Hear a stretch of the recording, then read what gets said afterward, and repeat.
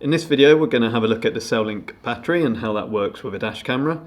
So we're using the Blackview DR750X here, but it could be any dash camera, and we're using the Cellink Neo 6. There's a couple of different Cellink Neo batteries that you can get. Generally the higher the number on the end, then the more battery capacity, the more charge it can hold and the longer it can keep your dash camera on.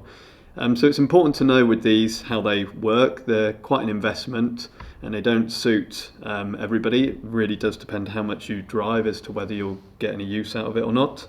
So just to show how it works to begin with. So here we've got a power supply. The battery is currently wired to it as it would be wired to your vehicle. So this would indicate that the ignition is on and running. The battery will be installed in such a way that it will only charge whilst your engine's running, so it can't drain your battery flat at all when you're parked up. So over the course of about 30 minutes to an hour, depending on how the battery pack gets installed, the battery will charge. Once it's fully charged, depending on what cameras are connected, if it's just a single front camera, you may get sort of 17 to 20 hours of standby time from the camera. If it's a front and rear camera, you're probably looking at closer to 15 hours, but say that can vary a little bit depending on the camera and how they're configured. So what will happen is when you come and park up, you're going to turn your ignition off. That's our ignition off. The battery at that point will stop charging. Usually I think it gives us a little beep. And the camera, as you can see, will continue. And it just stays on, it'll keep recording. It will switch into parking mode. Some cameras do it based on whether there's any pixelation movement in front of the lens. Others like this one now do it based on whether the ignition wire on the back of the battery kit has got any power to it or not. Now this will sit here and run, say, anywhere up to probably 17, 18 hours for this particular camera.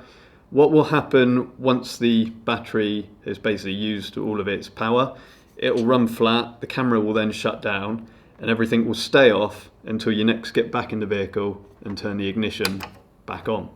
At that point, you can hear it comes out of parking mode and it will boot up.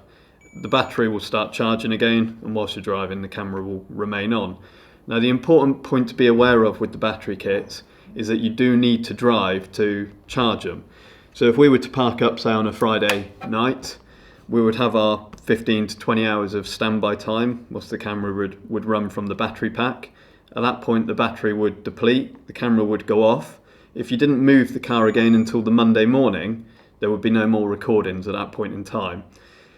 So it's important to understand that you have to drive to charge the battery. If you're somebody that only commutes for, say, 20 minutes each morning and each evening, this is probably not going to be the product for you because it will never get a full charge. If you're somebody that's commuting for more than, say, 30 minutes each morning and each evening, or you want it specifically for when you're travelling away and you're going on a longer journey and you want to know when you get to the other end you're going to have that sort of 15 to 20 hour period, then the Cellink's definitely worth considering.